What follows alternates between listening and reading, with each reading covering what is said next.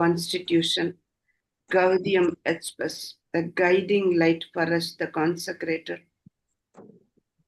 As we deliberate on this important theme, Lord, awaken your Holy Spirit, who is at the core of our being, to be before us and lead us, be behind us and protect us, the guiding light for us, the Consecrated,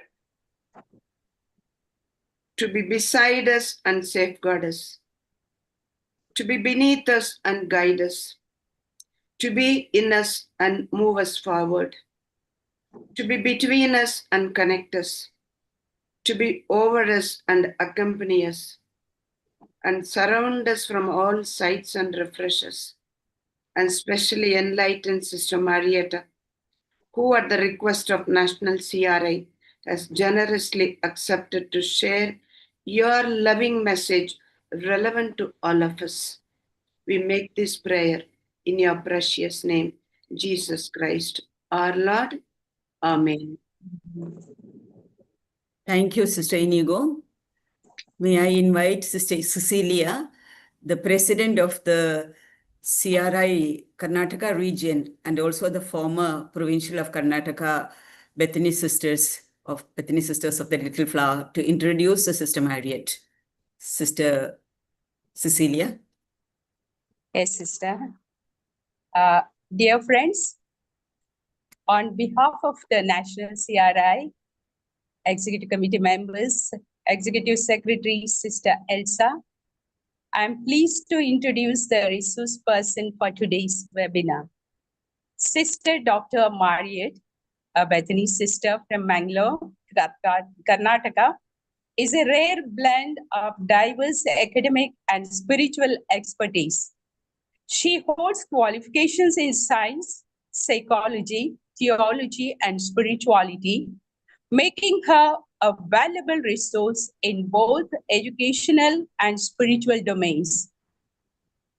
After completing her basic studies, she pursued her further education at St. Agnes College, Mangalore.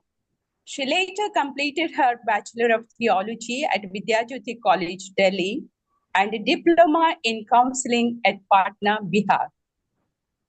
Sister Mariette furthered her theological expertise with a licentiate in spirituality from Pontifical Gregorian University, Rome, and earned a doctorate in spirituality from the same university with a thesis titled Charism and Commitment, an explorative study on the charism of the Sisters of the Little Flower of Bethany.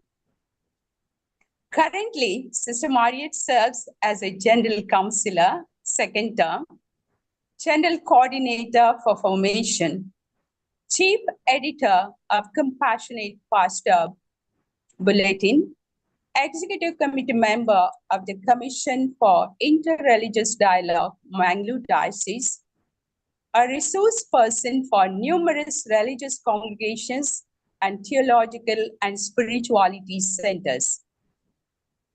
In her illustrious past roles, she has served as Provincial Superior of Mangalore Province, Secretary of the Bethany Educational Society, Mangalore, General Coordinator for Education of Bethany Sisters, Chief Editor of Svidya Lahari, the News Bulletin of Bethany Education Society, Mangalore, Executive Member of the Mangalore Christian Council, Visiting Professor at St. Joseph's Interdiocesan Seminary, Mangalore, Member of the Governing Board of Father Mulla Charitable Institutions, Mangalore, Executive Member of the Karnataka Regional Commission for Education, Bangalore, Secretary of the Historical Commission for the Cause of Beatification and Canonization of the Servant of God, Raymond Francis Camillus Mascarenhas, our founder.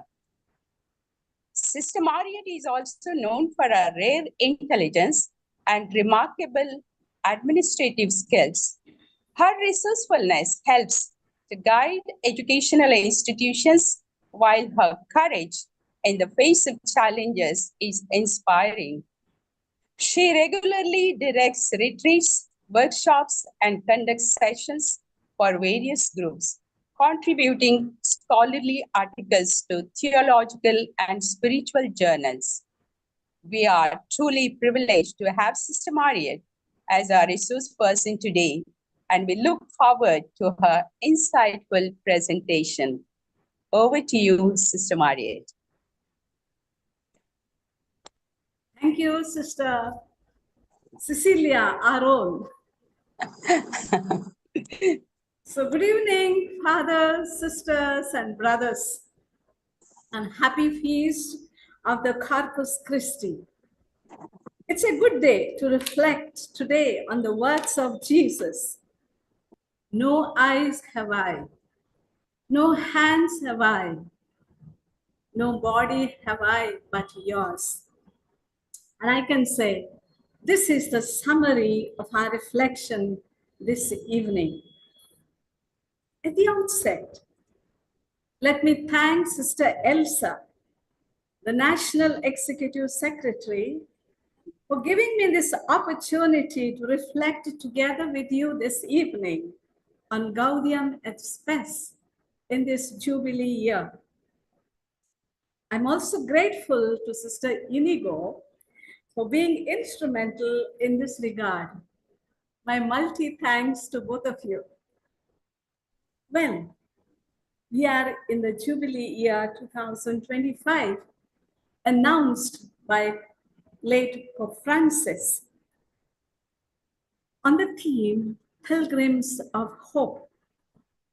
And as a preparation for the Jubilee year, the Pope has asked us to make a study of 4 documents from Vatican II.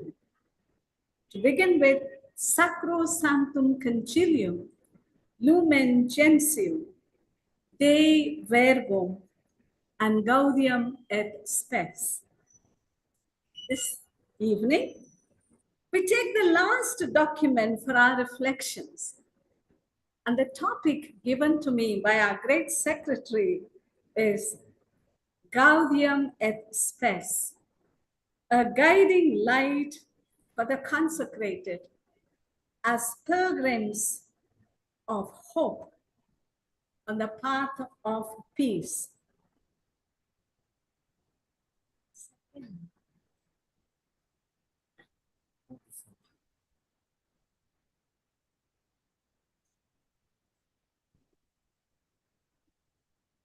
This is a pretty long title.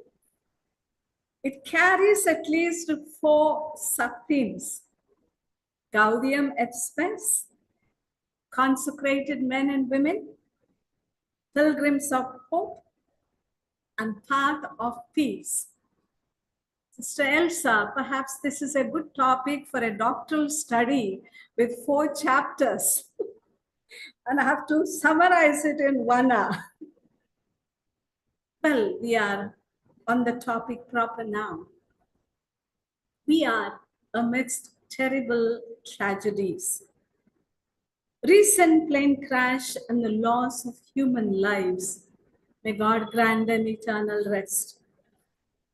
The ongoing war between Russia and Ukraine, Israel and Palestine on the Gaza Strip, now between Israel and Iran, natural calamities through floods, landslides, volcanoes. Therefore, our brothers and sisters, especially our poor ones, are in pain, agony, despair. They seem to lose hope in these terrible tragedies. It's an opportune time for us to study this document and to know its implications for us. I shall deal this topic in 2 parts. Part 1, Gaudium et Spes, the document per se in itself, with its themes and highlights. I shall be brief on this, but as I shall spend more time on the second part, its implications for us consecrated as pilgrims of hope.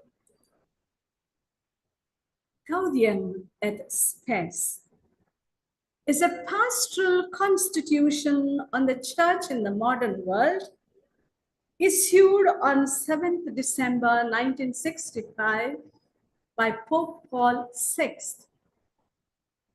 It's divided into two major parts. It has total 93 articles. It has an introduction and a conclusion.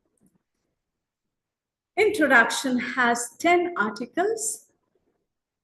Part 1 has 4 chapters, which has 11 to 45 articles on various topics, as you can see in the slide: dignity of the human person, community of humankind, our activity in the universe, role of the church in the modern world. And the part 2 speaks of urgent concerns, the problems of 1965, deals with 46 to 90 articles. It has 5 chapters. And the conclusion: the dignity of marriage and family life, of culture, economic and social life, political community, peace and establishment of harmony among nations, and the conclusion. If we were to say part 1, what are the main issues that are dealt here?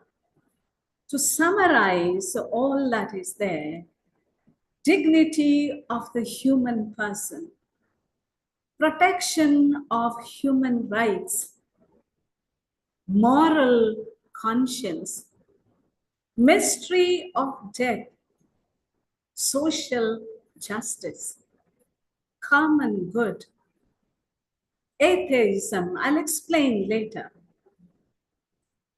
We have avoidance of war. You see the topics that Vatican II is dealing with, which are even today relevant: building peace, manifesting solidarity, marriage and family, faith and culture, economic and social life, political community and participation in public affairs, dialogue with people of goodwill, building just and a humane society.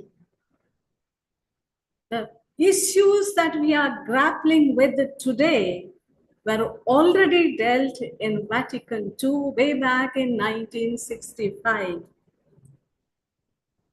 From where did we derive this title for this document? It's from the opening words of the document itself: the joy and the hope, the grief and the anguish of the people of our time, especially of those who are poor and afflicted in any way. The joy and hope, grief and the anguish have to be of the followers of Christ. The joy and the hope, grief and the anguish of our brothers and sisters, especially of the poor and the afflicted in any way, are to be ours as the followers of Christ. So this key sentence is fundamental for our reflection this evening. A biology teacher was taking a class for students of class 6. She asked the students, which is the most important part of the body? One of them stood up and said, "Man, it's heart." Second one said, "No, it's lungs." Third one said, "Eyes." Fourth one, hands, feet. From the corner of the class, one student stood up and said, "Man, it's a shoulder." Everyone laughed at the response of the student. Ma'am went closer and asked the student, child, why did you say shoulder is the most important part of the body? Student said, ma'am, when I'm lost, when I'm in despair, when I'm down, when I'm broken, if someone gives me his or her shoulder to cry on, that is enough for me. If someone gives me a shoulder to cry on, that is enough for me. Dear friends, today, the poor and the vulnerable are waiting for a shoulder to cry on.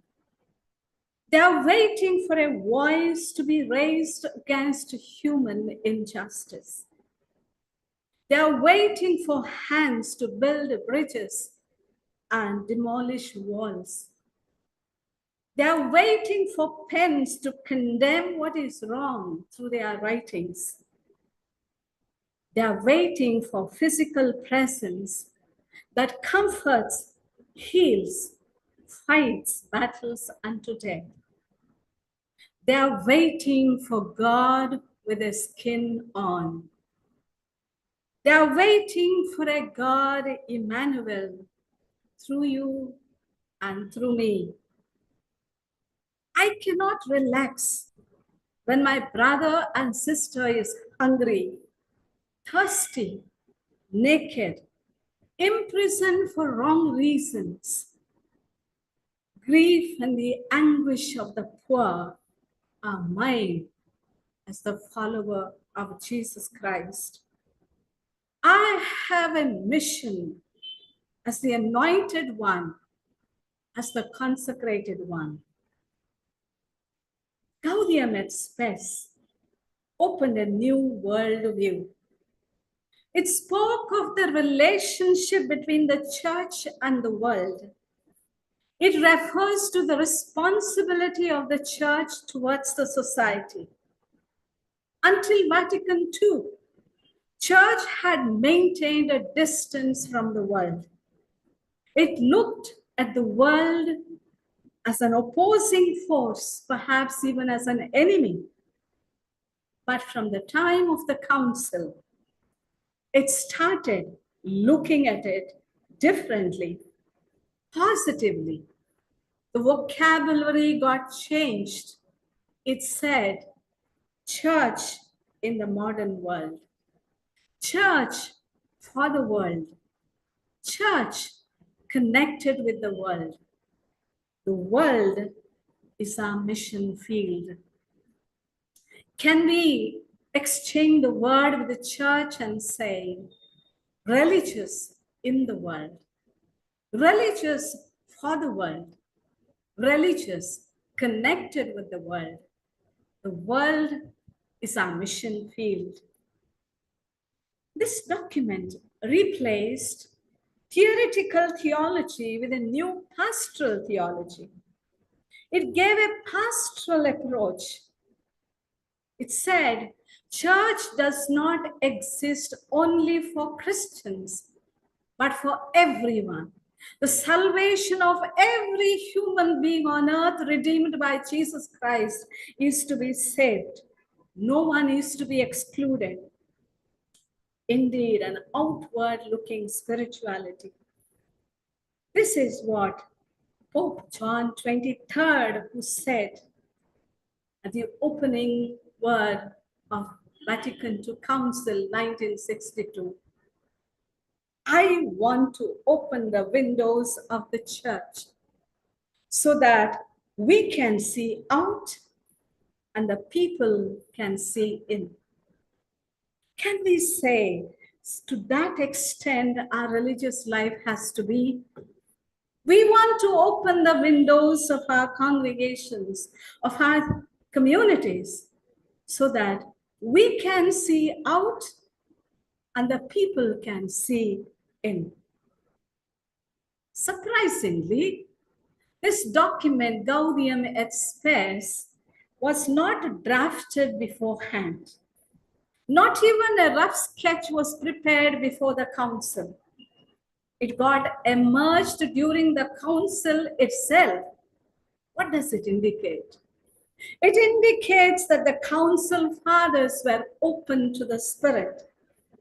They were in touch with the contemporary issues that confronted the church.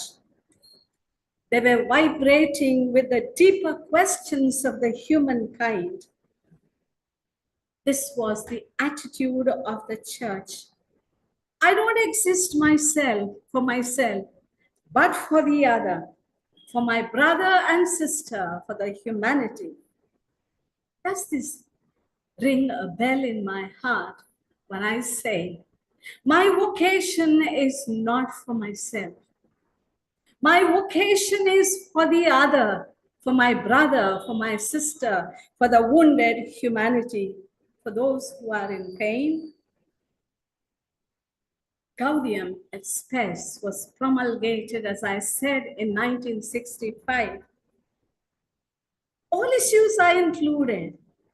What more is left for us to add on? Perhaps a few more, which are newest and the latest ones. One of our professors of ecclesiology would say, we require Vatican III to implement what Vatican II has given. He's right. We have still a long way to go. We are in the context of 2025. What are our challenges? What are our issues today? Increased violence day after day. Politics is linked with religion all the more, which wasn't earlier. Hatred campaign all the time. Widespread fanaticism, growing religious intolerance. Wars in the name of religion and boundaries. Nations without peace. We have increased women exploitation, threat to the unborn child, especially girl child, human trafficking, extensive corruption, poor governance, erosion of ethical values, practical atheism, euthanasia, economic imbalance, unsafe migration, broken marriages, disintegrated families, elderly abandoned, damage to culture, ecological disaster, media revolution through artificial intelligence. A few ones are continued from 1965 or still before, and a newer ones today. In this gloomy context, Gaudium et Spes serves as a guiding light for you and me. We have an obligation to act. We cannot remain silent. We are anointed for a purpose. For some time, religious life was considered as a fuga mundi, run away from the world, run away from the affairs of the world. But today, the focus is move towards the world with the power of the silence of contemplation. If the inner contemplation is not within, we are going to be a failure outside. The power of meeting God on the mountain. So it's moving from the compassionate divinity from his feet to the wounded humanity. It's moving from the center to the periphery, from the comfort zones to the vulnerable sectors. Yes, a paradigm shift is necessary. It is taking place, but it is still not taking place. Yes and no. If it is taking place, it is the movement of the Spirit. It's a work of the Holy Spirit. Vita Consecrata 110 says, you have not only a glorious history to remember, but also a great history still to be accomplished. Look to the future where the Spirit is sending you in order to do even greater things. Join Him in washing of the feet of the poor and contribute in a great way to the transfiguration of the world. Look to the future where the Spirit is sending you to do even greater things. Let's listen to the Spirit. Pope John Paul II continued in Vita Consecrata the mission of the consecrated men and women. He said, cultures, our brothers and sisters, their faces disfigured, their cultures are despised, faces are frightened by constant indiscriminate violence. Look at the anguished faces of minors, the hurt and humiliated faces of women, the tired faces of migrants, the faces of the elderly who are not given minimum conditions of a dignified life. Yes, we have a mission.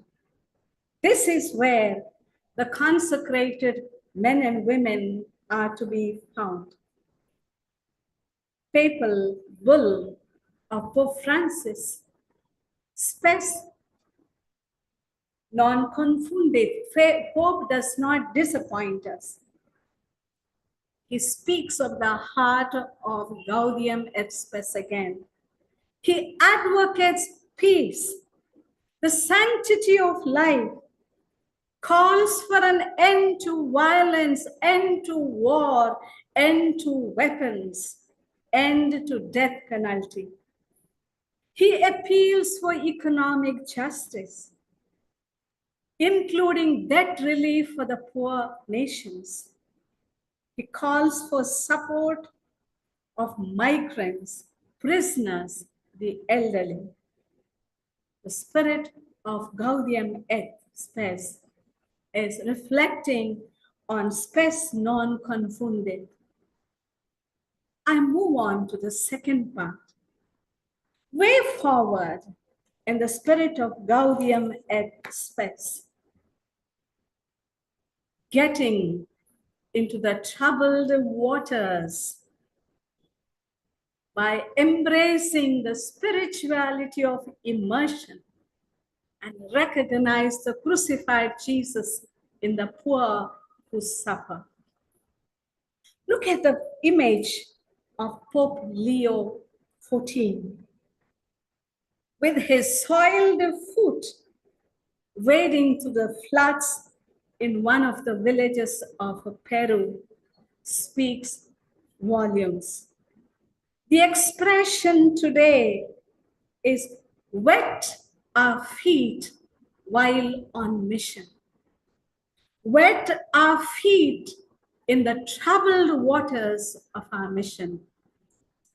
Look at the image of Pope Francis in 2023, embracing Vincenzo Riva, an Italian in St. Peter's Square, who was disfigured by neurofibromatosis. It speaks volumes without words.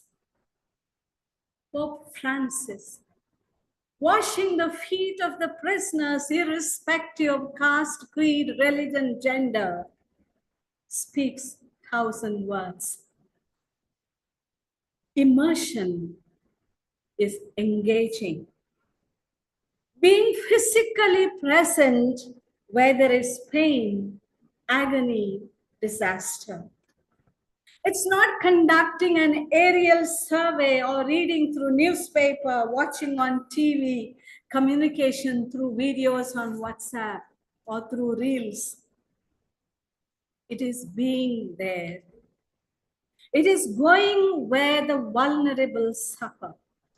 It is weeping with those who weep, doing the best to raise their hopes as pilgrims of hope. Let's remember, we cannot give what we don't have. If we don't have hope, how can we give hope to the hopeless? It is to take the agony of humanity upon myself as Jesus did in the manger of Bethlehem, on the roads of Galilee, on the hills of Judea, in the Garden of Gethsemane, on the cross in Calvary. A man in total identification with those in grief and anguish, bringing hope. Someone powerfully said, when I was in trouble, I felt like giving up. But my feet dragged me to the church. And when I entered, my gaze fell on the cross.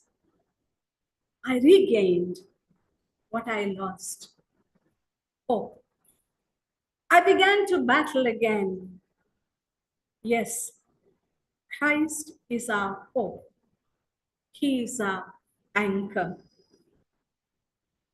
Implications of this first part, immersion and recognize the crucified one in the poor.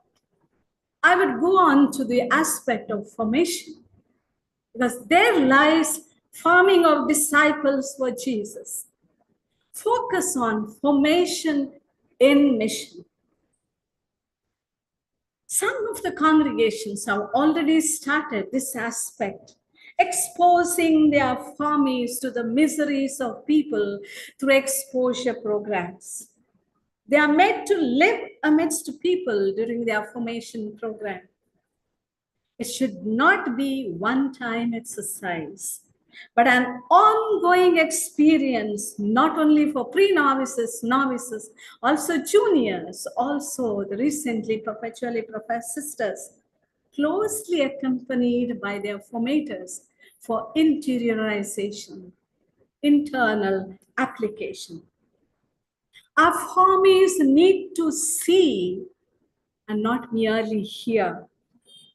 They need to see, analyze, critique, and make a choice in consonance with the gospel. They need to know, or they need to be taught, the tools for social analysis. They are to be given to understand how the world is polarized, how the powerful control, how the poor are made powerless, how the unjust structures perpetuate structural sin, how the truth is manipulated, how the false propaganda through media gets momentum, how the guilty suffer, escape, but guilty suffer, the innocent suffer, how the rich thrive at the cost of the poor. Our formies need to comprehend from the context, given to experience the power of the text too, the scripture, the word of God. The context and the text called scripture both go hand in hand. Only then disciples for Jesus are formed and not admirers for Jesus. Look at the formation pedagogy of Jesus. He formed his disciples from the real life situation. He did not have a classroom, no teaching aid, no technology. Yet no one forgot what he taught even to this day after 2025 years. He walked around the countryside, followed by the disciples, so-called students. Sometimes he taught from a mountainside, other times from the steps of a temple, sometimes from a boat, other times from the courtyard of someone's house. Well, it doesn't matter from where you teach. It matters how you teach, what you teach, among whom you teach. And Jesus has to be present when I teach. Otherwise, my exercise is a futile one.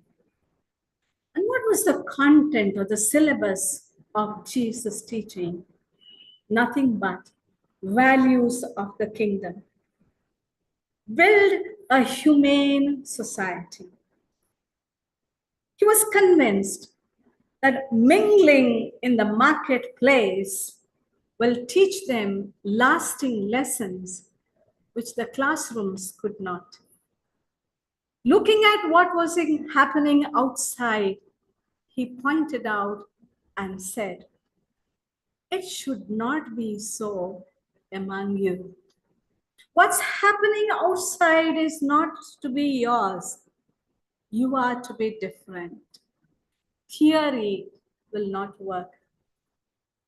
Pedagogy of Jesus was experience-based, action-oriented.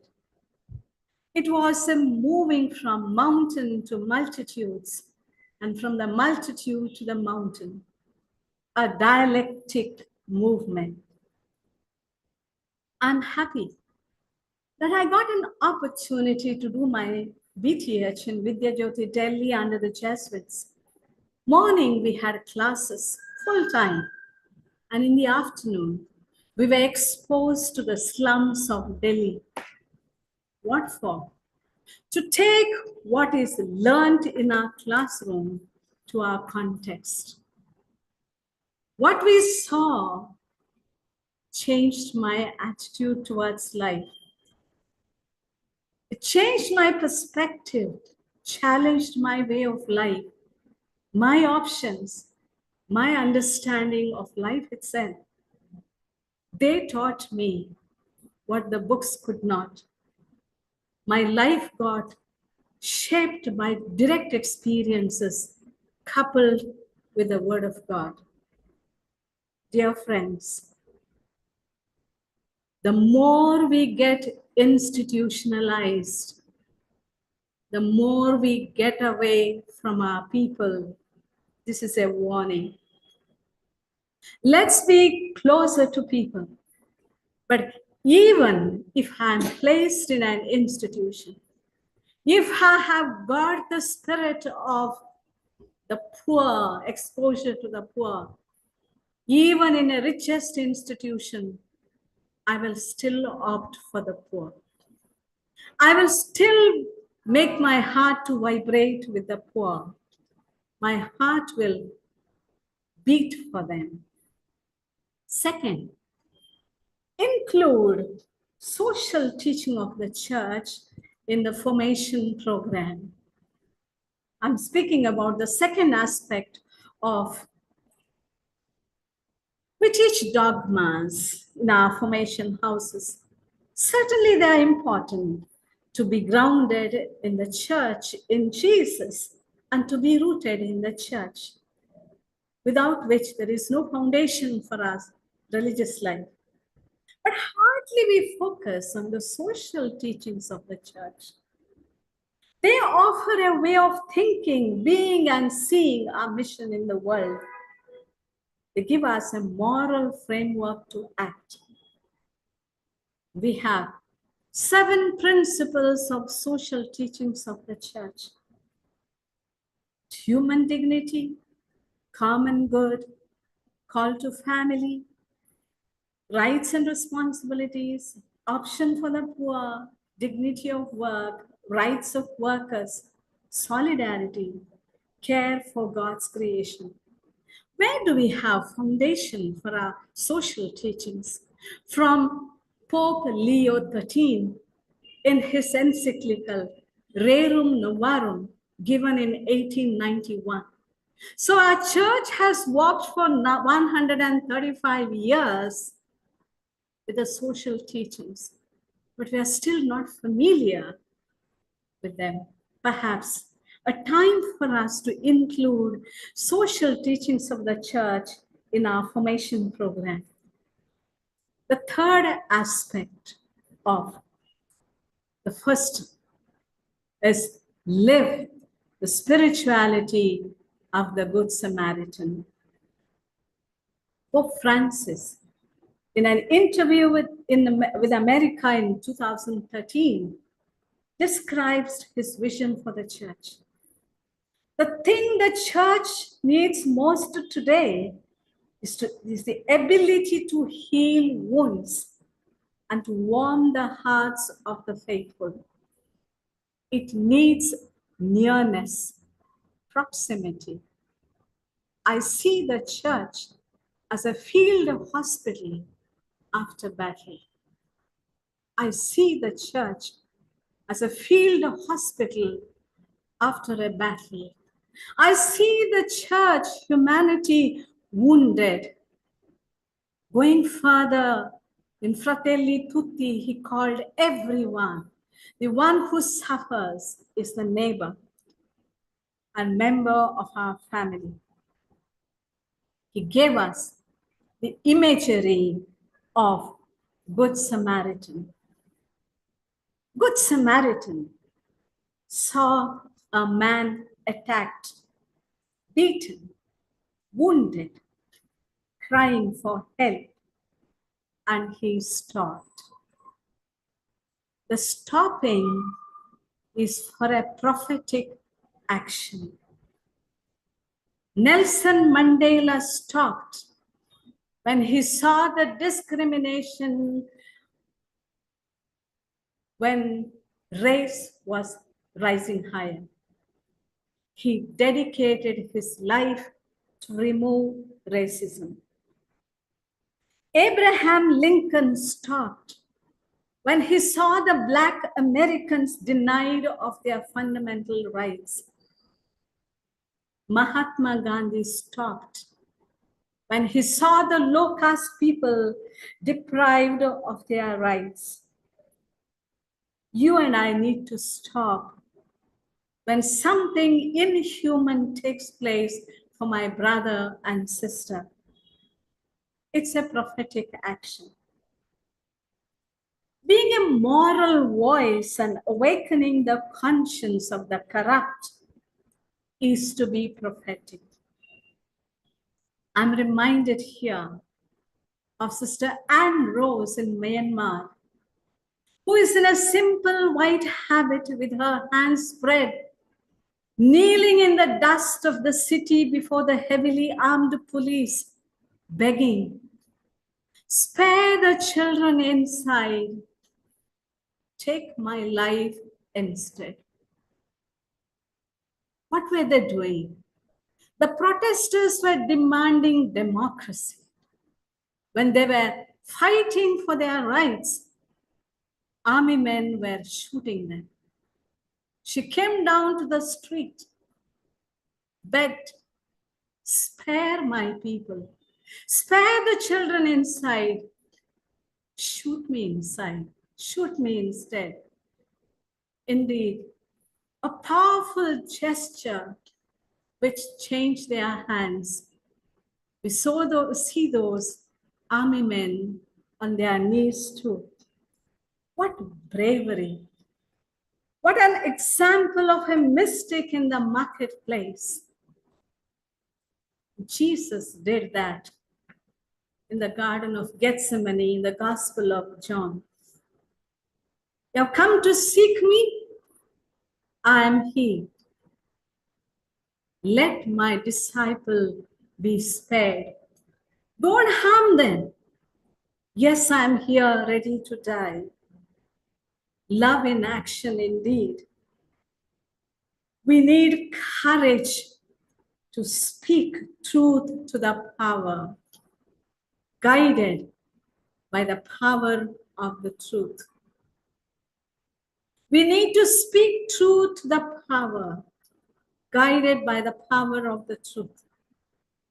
That reminds me of one of our sisters' experience. She was transferred from Mangalore city to a village, and there we asked her to open a school. She went to the department seeking permission. First time, department rejected her file. Second time she went, they said some files are missing. She went back, inserted those letters. Third time, sent back. Fourth time, fifth time, she was running back and forth. Permission was denied. She came for the 10th time with her file, completed as demanded by the department. He looked at her and said, "Sister, you still do not understand why I'm sending you back several times?" Sister said, "Sir, I understand. I understood it long ago, but I cannot give what you're asking me.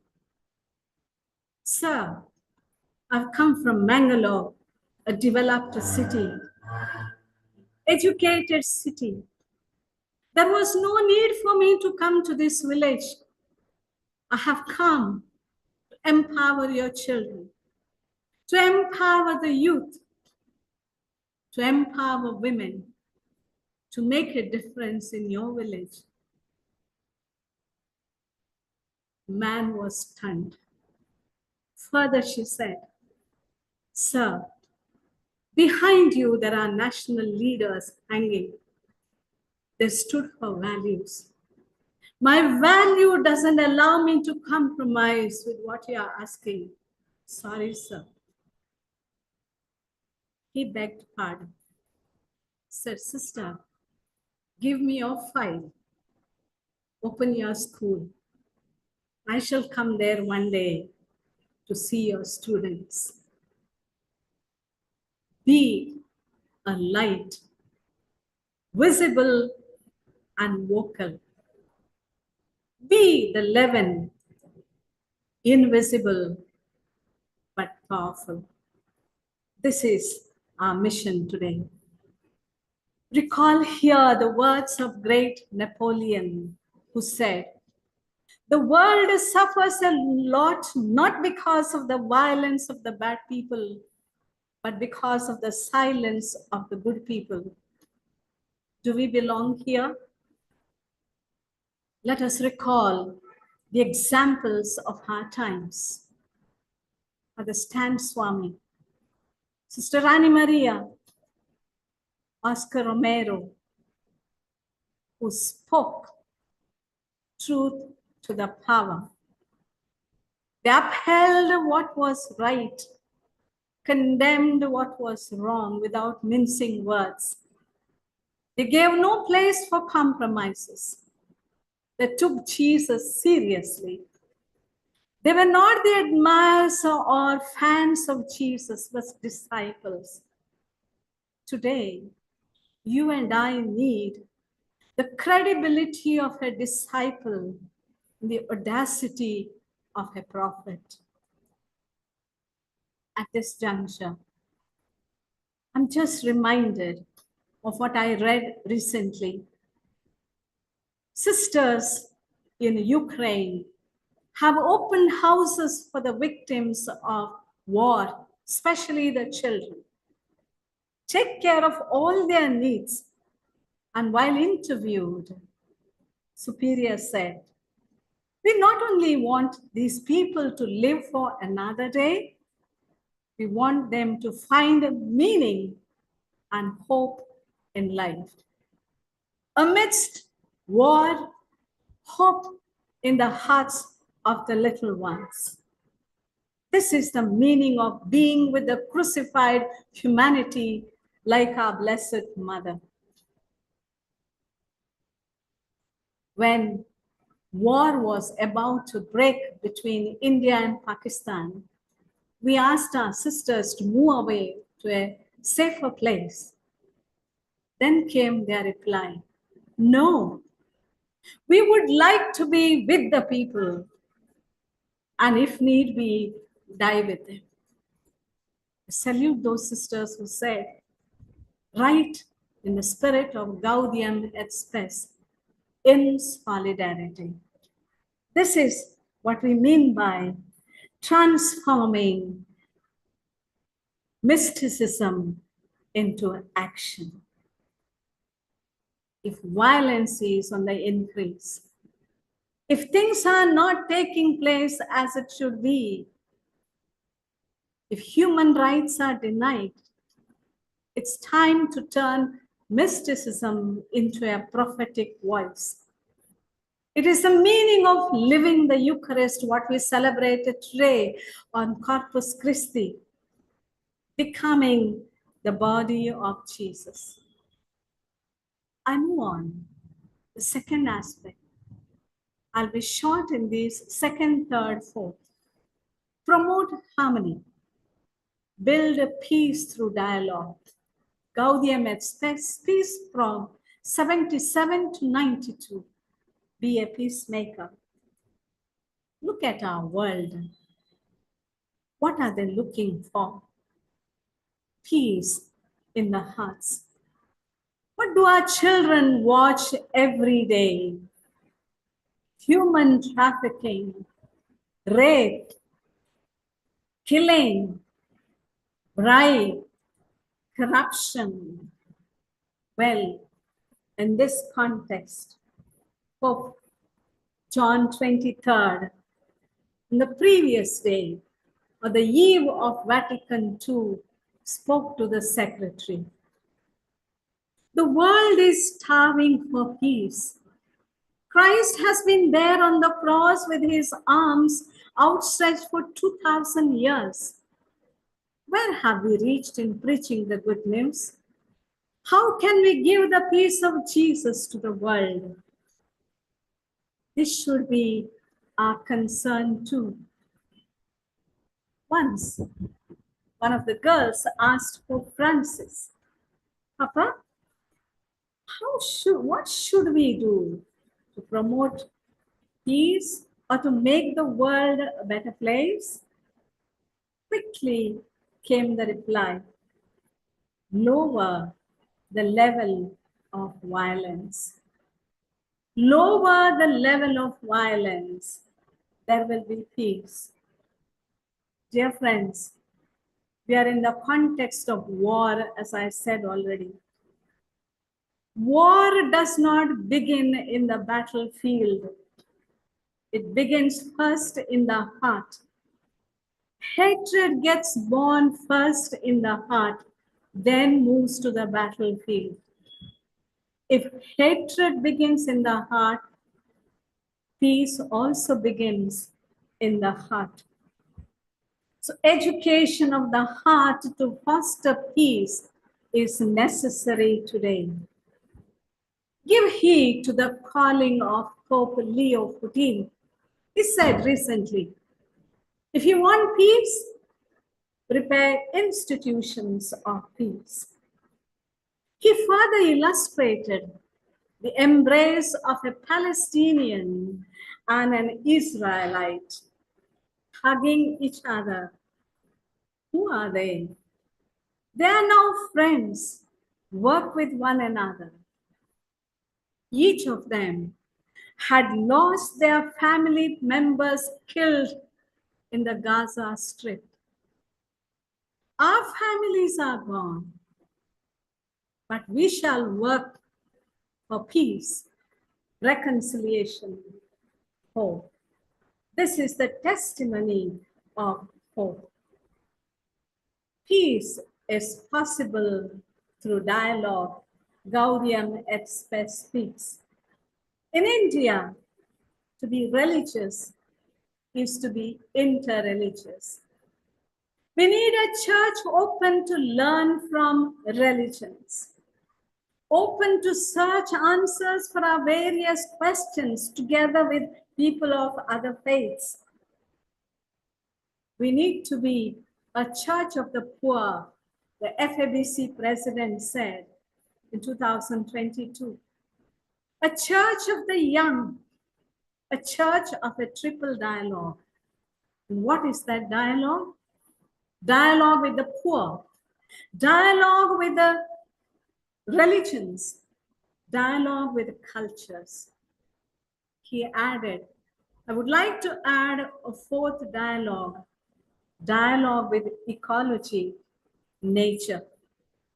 This is a church of synodality. For Francis' words echo here, an open mind with a broad horizon. Third, address issues of poverty, hunger, human trafficking, migration, and we are here. Hunger is a scandal. For Francis, again in Spes Non-Confundit said, we need to examine our conscience. Stop using money on weapons and military expenditures. Feed people instead. On the other hand, children are trafficked, women are trafficked, human trafficking, a modern day slavery on the increase. Can we religious be on the forefront in stopping this menace, joining hands with Amrit in a bigger way with other NGOs and bring hope, become agents of hope? Look at the migration issue.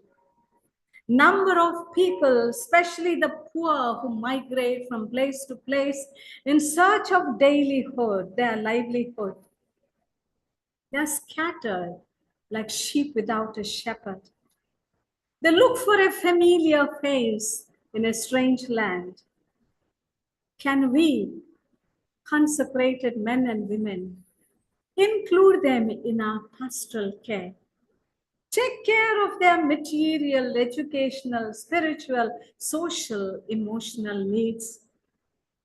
Can we make them feel included in our family? This is our mission today. Today we can work only through networking. Fourth and the last, respond to the challenge of artificial intelligence. We are in a fast growing world. We are into this digital world with E-Gen, Z-Gen. Our generation cannot live without media, without digital world. Media is their world, their food, their life, their breath. Modern challenge is to guide our youth to use it responsibly. Recently, a video was going around speaking about 4 Ds. We have heard them. Digital deluge. Lot of information coming in. Digital distraction. Focus is lost today. Digital depression. We are interested in likes, followers. Digital dementia. We don't even remember today a single phone mobile number. These are the disasters of digital. Well, media is not bad. AI is good, but it's a big challenge today. Over dependency on AI will ruin our natural intelligence. Over dependency on AI may even lead to atheism, trust in manpower and not the divine. Over dependency on AI might lead to loss of human labor. If machines are replaced everywhere, how will the poor fend for themselves? For Francis calls us for discernment and vigilance with regard to AI. Pope Leo calls us, the leaders, not to do worsen inequality and injustice to propagate through AI in the world. Perhaps a way forward is complex. A think tank is necessary in our institutions to debate, to discuss, to reflect, to act before AI takes over humanity. Conclusion. In India, we are more than 1 lakh consecrated men and women who have left our homes for Jesus. Our calling is to be with the harassed and the helpless. It is a call to be a sign of contradiction. It is to constitute a spiritual therapy for the evils of our time. We are to lead in 3 different ways. To walk in front, like Sister Rani Maria. To walk among people side by side, like Father Stan Swami. To walk from behind, supporting by being at the background, like our founders, foundresses, that pushed their members forward, giving them courage and support. What is our mission? We have a class 1 student went home late. The mother asked, "Child, why are you late today?" "Mama, my classmate's mother expired. I went to console him." The teacher asked, Mama asked, "What did you say? With what words did you console him?" Child said, "Mama, I said nothing. I just was there. He was weeping, and I wept with him." Dear brothers and sisters, this is our calling. What we need today is the personal presence, solidarity, immersion in the pain of the other. I am there when tragedy hits my brother and sister. I am there at the foot of the cross with the humanity. Only then I can repeat the opening words of Gaudium et Spes. Joy in the hope, grief and the anguish of the people of our time, especially of those of the poor and the afflicted in any way, are my joys, my hopes, my griefs, my anguish as the follower of Christ. Can the poor and the afflicted feel that they are not alone in the battle? We have 1 lakh brothers and sisters and priests in India, global level. Thank you.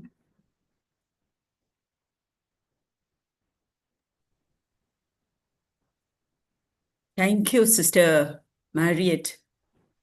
I think you really kind of broke down for us a difficult document that many of us may not want to read into very simple, understandable language, connecting it to the reality of our times today.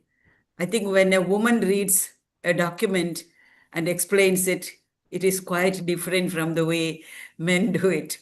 And thank you so much for doing it. So now we will have some time for interaction. Yes. Whoever is interested to ask any question, make a comment. Please raise your hands. You know how to raise your hands. Go to the right-hand side, bottom right-hand side of your computer, and you will find more there and where you can raise your hand or just unmute yourself. I will make it possible for you to unmute yourself.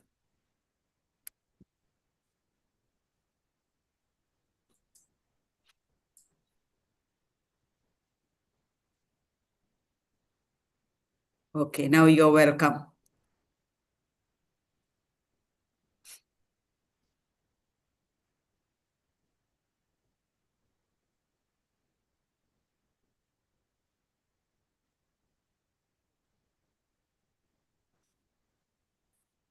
I know all of you will be wanting to say thank you and appreciate. That is most welcome.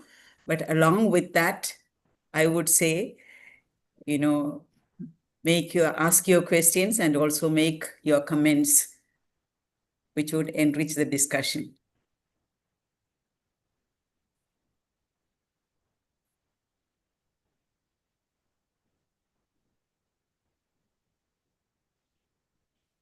Sister Lizzie, please unmute yourself and speak. Good evening, sister. Thank you for arranging this session. I hope I am audible. Yes, you are. Can you hear me? I hope you can hear me. Yes, Sister Lizzie, go ahead. Yes, thank you. Having heard you, and also you mentioned about the number of sisters and religious in the country, so many of us. Sometimes I wonder what prevents us from being like these persons you have mentioned, all those great people, as well as people of our time, Father Transformi, Sister Valsa, Sister Archbishop Romero. What makes us to hold ourselves back from giving ourselves? So maybe you could also share some insight on that, because many of us all want to be good, all want to really do. We have all come after our calling, but what prevents us? And how can we address that negligence or laziness or lack of fervor with which we have answered our call? Yes, sister. Thank you. Yes, we are not doing sufficient. But not to be discouraged. What is required of us is deep God experience. I think we have not yet fully grasped who Jesus is, what his options were. From where, and the other aspect that is drawing us backward is fear. We are frightened. Why are we crippled today? Why don't we get that courage to move ahead? I say, we are not sufficiently rooted in God, rooted in Jesus. We are not sufficiently rooted in our people. If we visit a family, see the misery, maybe 1 kilo of rice for 10 people. When I get back, my mind will be haunted. What can I do for this? I should do something. Can I go to the government somewhere because schemes are available? We have no time. Perhaps we are caught up with the institutions. We need to strike a balance. Yes, we need structures. We also require non-structures as Jesus. He took them to a mountaintop as a structured way, but he took them out. Both are required. But some of us, or many of us, maybe are caught up in our institutions and we have no time. We have no courage. Let's be at the feet of Jesus. Let's be gazing at the crucifix. He will give us, and as I said, with a Consecrata 110, the Spirit is calling us to do even greater things, but we are closed up.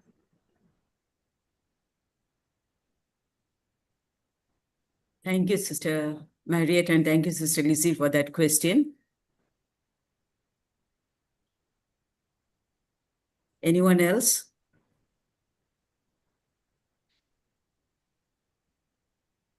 Sister Mariette, I heard you say that, your life was shaped by not only the academic and the intellectual aspect of your life, Yes. but through your exposure to the Yes. realities of life and in the people slum. around. And you also mentioned about Vidya Jyoti exposure programs when you were doing your theology. Yes. I believe in that, but most of the time I realize that superiors, especially major superiors, are very protective of their formees at the formation stage. I understand the fears, especially in the context in which we are. Yes. But how do we, meet this challenge? How do we provide experiences that can really, transform the lives of sisters and their commitment? Yes. Otherwise, there is a tendency to kind of get stuck in the institutional world, and that becomes the only reality. And then the structures of religious life itself and the timetables somehow make us very comfortable and cozy. So how do you deal with this difficult situation? Yeah, we in our congregation have started this formation in mission. I'm sure many of the congregations, in spite of the dangers waiting outside, we are still taking them. But we are placing them, say, in a Catholic or a Christian family where protection is available, but they are exposed to people of other faiths. Therefore, overprotection is too bad. I think that's why we are not growing. Throw them. At times, people may arouse them, question them. I myself have experienced this because as novices we were sent, as tertians we were sent. We lived with them, and they said the issue, what they speak of today, why we are there. We told them, you just to watch and see how your children will be turned out to be at the end of our month's program. Then you tell us, you question us. People will understand by our presence our motive behind. It's, I think, unnecessary fears. Yes, we need to be protective. I don't deny that. In the context of today, sending the young ones amidst so-called wolves is dangerous. But if the fire is there in their heart, the fear will disappear. I would say, if there is fire for Jesus, the fear for danger will disappear. Thank you, sister. I have a question. Yes, please go ahead. One of the girls asked to Pope Francis how to make the world a better place. Immediately answer, lower the level of violence, isn't it? Yes. Now, how are we going to lower the level of violence? Is there any way of lowering the level of violence? And also one more question. Heed to the call of Pope Leo the 14th says, if you want peace, prepare institutions of peace. Yes. Are we ready to prepare our institution of peace? Sister, that is a big challenge. Sorry, did you finish your question? First question is lower the level of violence. I got it, but you finished your question. Prepare institutions of peace. Yes. Now, how do we lower the level of violence? Violence doesn't mean only battling with the sword and atomic bombs. There is so much of violence in the classroom. Verbal violence. What we speak of today, learn non-violent communication. It starts there. Our children should feel suffocated to live in a world of violence. Do we hold debates today in our classroom, asking them, what do you need, students, today, peace or violence? Certainly they will answer, sister or man, we need peace. How will you contribute in this classroom, in the area where you are moving? Can you be the agent of peace? Lower the level of violence of every form, big or small, verbal or non-verbal. Let our language be of peace, of healing, of giving comfort. Second question you spoke of. Next time when talk comes, you can put it on and listen. Please wait till sister finishes. Yeah, thank you. Go ahead, sister. Yeah, institutions of peace. That is what you are asking. How do we build? Everything begins with a small step. I think we are not talking to our students at the heart level. At the heart level, if we can get down at their wavelength, what do you mean by peace? How do you promote peace when your parents fight at home or in the neighborhood, small ways? What do you think of now war between Iran and Israel, between long-standing war between Russia and Ukraine? Are you happy with it? No. Then how do you like to build your future? Peaceful one. Well, do what you can to lower the level of violence wherever you are. But Israel is not afraid. They say that people give wrong information in the media, but we are having everything is as a regular, and we have hope that God is with us. Yes. The God who was with Abraham is also now with us. So he will protect us and we will win, though we may be remnant. They're very powerful and very determined in this saying. So that's okay. But other than that, in the religious life, we have no proper peace with one another. Sisters are not good. With the priests, we are not good. With the bishops, we are not good. How are we going to build the real peace? I do not.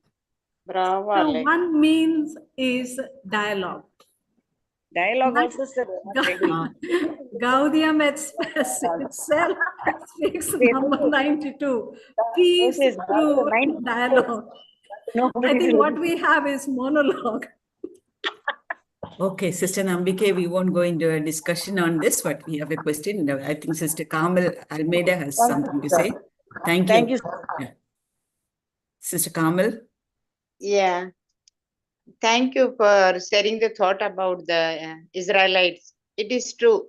They are rooted in the Lord, whom He has called them from different kind and different lands before they could enter the promised land. As sister said, if we are rooted in Jesus, everything will help us to make life journey. Thank you. Francis, did you want to say something? Francis A12. Okay.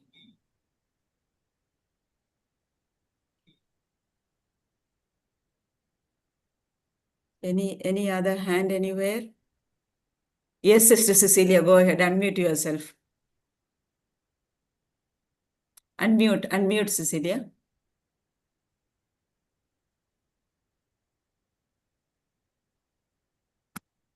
Congratulations, Sister Maria, for the inspiring talk. What I want to say is a lot of common missions, such as migrants, cause of the migrants, and cause of the human trafficking, etc. And why we are not coming together. We come together many times, but persons from various congregations, when requested, there is lack of willingness to send the sisters for the common cause. Then what happens? This mission, which is very, very important, it is lagging behind. So I understand the vocations are less these years, and how we can cope up with this common mission, and also how we can come together as congregations coming together may help out, or what can be done to attend to these important issues in the society at present. Yes, sister. Unless I'm disturbed personally with what I see, I will not get down. I must feel the pinch. It is my sister. That is why Fratelli Tutti says, anyone who suffers is my sister, my brother. If my brother and sister suffers, if it doesn't affect me, I will not join any group or networking.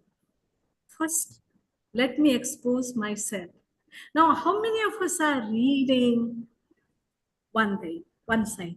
How many of you are visiting those places where they are trafficked?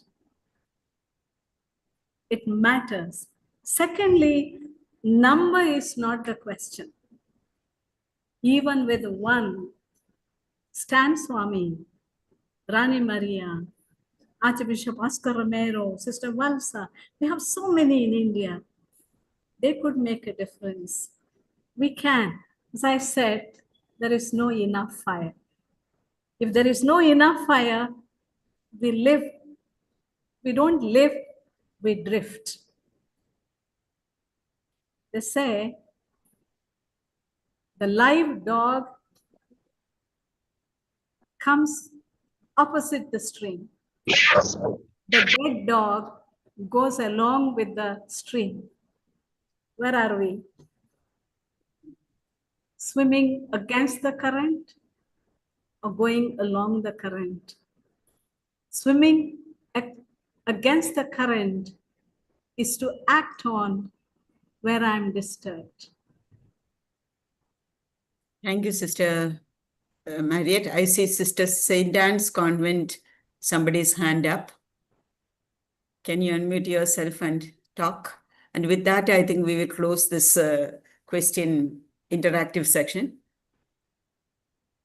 Very motivating. St. Anne's Convent. Oh, go ahead. Sorry. Yeah. The session was very motivating and inspiring. Listening to Sister Marriott, almost heart was beating with the guilt. Very disturbing. The question in my mind was, where are we moving? We are caught up in our institutions. Yes, our sisters are doing much in different areas. But we really going to expose ourselves to the world of pain. Do we need to change our perspective? What could be done? Are we ready to make a Sister, can you speak a little louder because Yeah. I think we have difficulty hearing you. Yes. Come closer to the mic. Sister, your session was very motivating and inspiring. Listening to Sister Marriott, heart was beating with guilt. It was very disturbing. I asked myself, where are we moving? Sorry, you are not very audible.